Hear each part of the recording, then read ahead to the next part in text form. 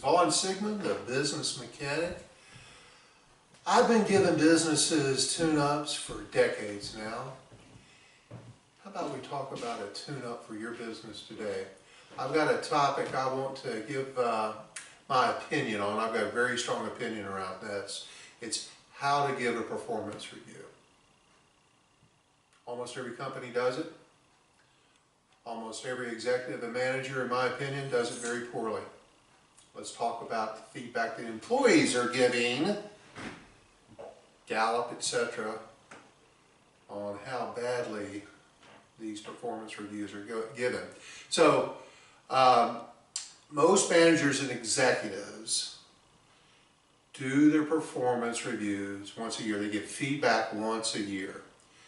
Giving it, now think about this, giving it more often might be a better way of doing it rather than annually. In fact, giving it annually has been highly ineffective. Here's some feedback from some employees. For some workers, the annual meeting with their manager is an emotionally, this is a quote, emotionally scarring event.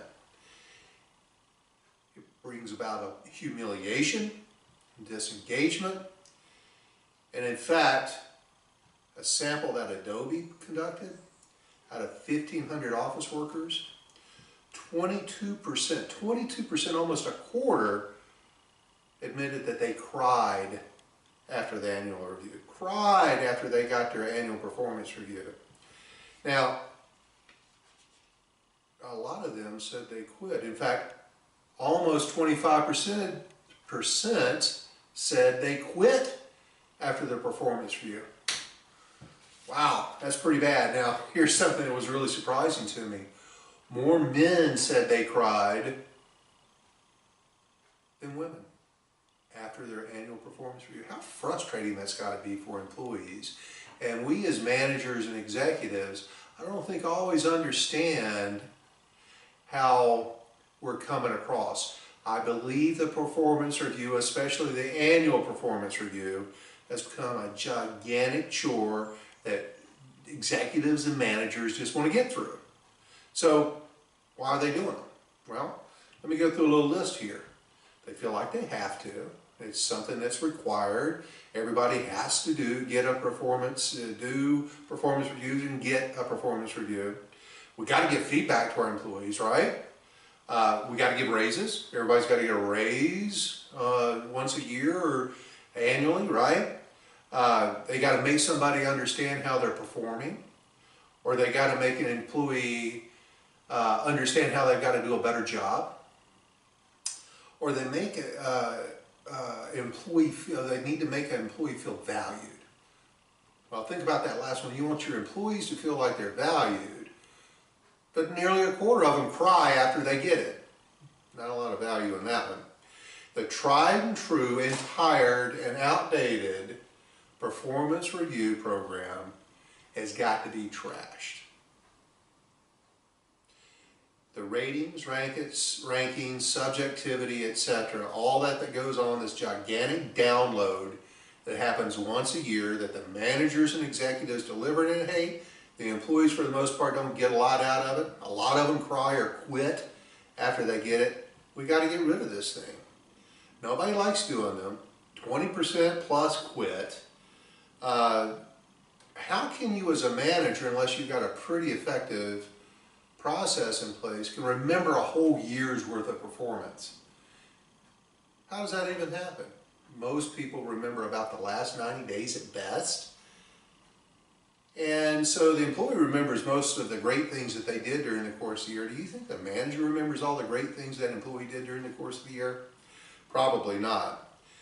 They end up giving this whack at doing performance reviews once a year, and then they fear confrontation, and so the good employees and the underperforming employees get the same amount of raise each year because the manager doesn't want to go have that tough conversation because they haven't had the conversation all year long. They know that this employee doesn't know that they're underperforming, so just to save themselves the unpleasantness of having to give that disappointment to the employee, they just give the good ones and the bad ones the same amount.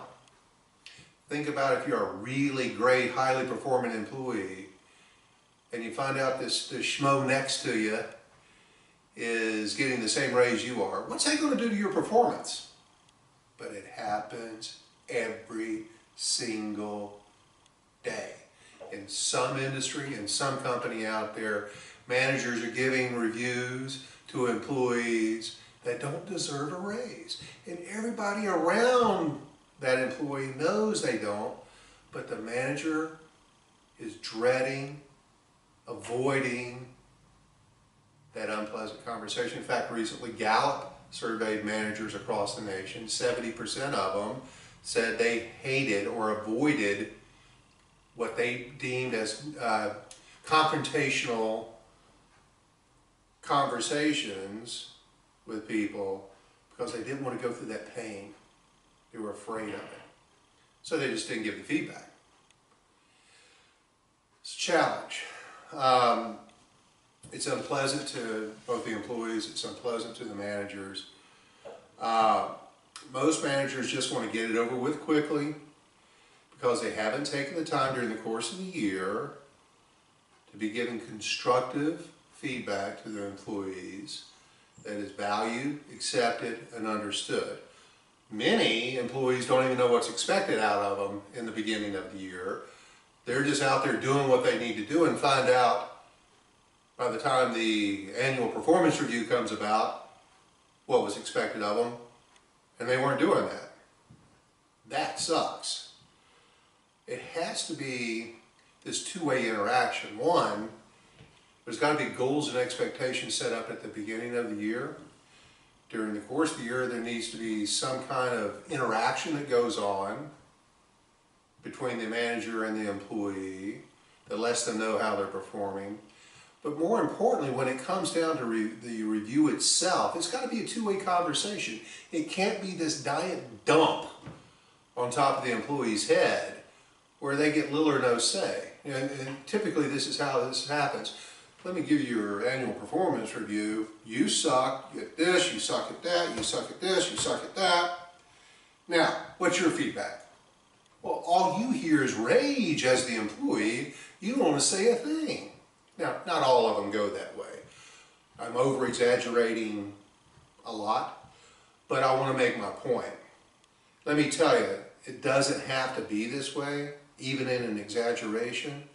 There are companies out there that have figured out how to do this really well, that it's a pleasant review of performance. It's a pleasant review of performance that is collaborative, insightful, meaningful, and productive. One where everybody enjoys the interaction. Imagine that, where everybody looks forward to it, nothing is dreaded, and I can teach you how to make your company the big benefactor in making this change and how to conduct performance reviews. It'll affect your sales, it'll affect your profit, it'll affect your turnover, it'll affect the culture within your organization. One change can have a major difference within your organization, and that is how you're reviewing the performance of your employees. Now, our high impact manager training will teach you and implement in your organization exactly how to do this. It works. It works in companies like Google. It works in companies like Aflac. It works in companies like CarMax, which I'm very familiar with. It works at companies like Capital One, all different industries. WL Gore, Hyatt Hotels, these are all Fortune 100 best places to work.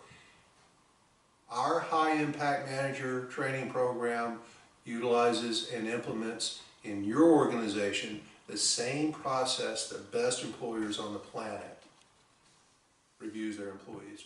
Wouldn't you love to be able to benefit from that? Contact me. Vaughn Sigmon, the business mechanic.